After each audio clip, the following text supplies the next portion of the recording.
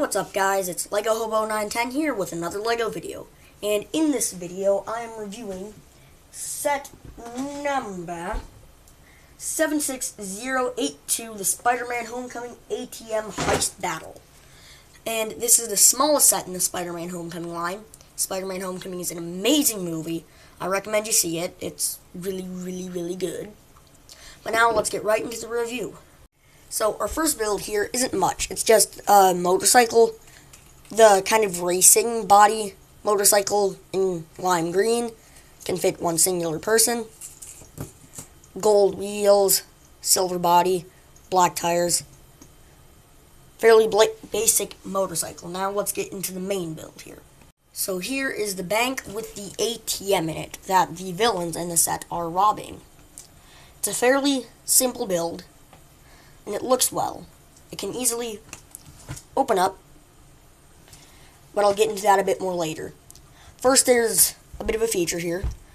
You can whip out that web, so that way it could look like Spider-Man shot a web up there, or he's swinging in with a web. You can use your imagination on that. Then we have a very simple sidewalk out front here with a little fire hydrant. On the front there is this door, which you can obviously open. There's some stickers up here showing that there's ATMs and that this is a bank.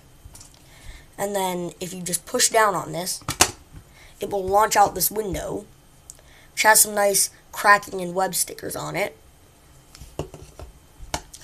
Now if we open up the bank, you can see inside a bit better. If it's closed, there really isn't much play space. But once you open it, you have plenty of space to play in here. And then you can just pop out these ATMs by just pushing on the back. And then this ATM pops out with a little sticker there. You can open it up, and as you can see, there are $300 Lego bills, which can easily fit in. And they make it great for play having more money there. So I can see more like the villains are robbing than just having a very little amount of money. Now this one you can't just push out, and you might have noticed that the bottom is slightly different. That's because this has a feature. If you just push down on this red lever, it should open it and launch money everywhere. Now let's do that. That time it worked fairly well, except generally it doesn't work too well. It'll generally get stuck, and then only 2 of the money pieces will go flying out. It's not the greatest feature, but occasionally if you push hard enough, it will work.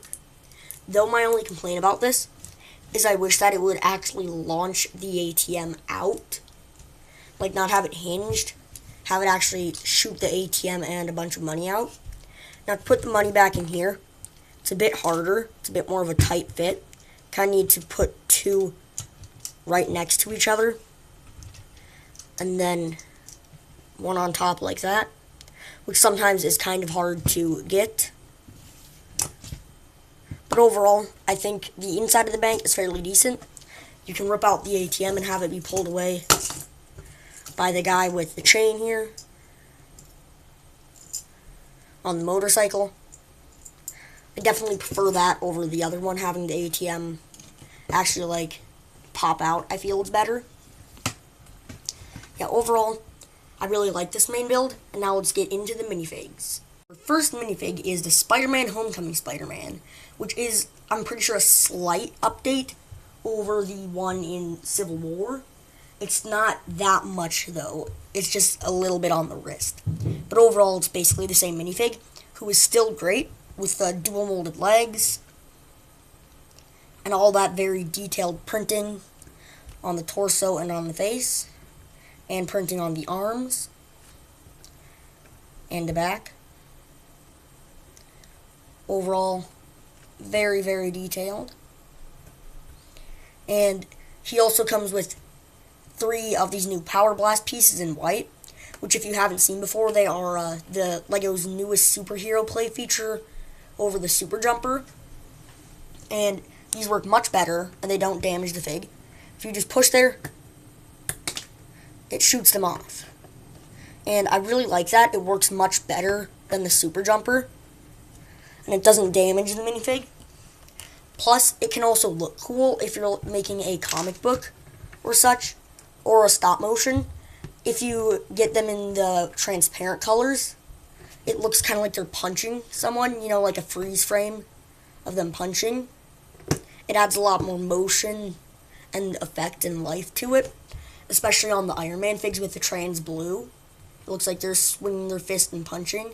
That's kind of a trail it's leaving behind. So they work well, and they look good. I really like them. Now let's move on to the next fig. So here is the first villain. This is the one in the Captain America mask.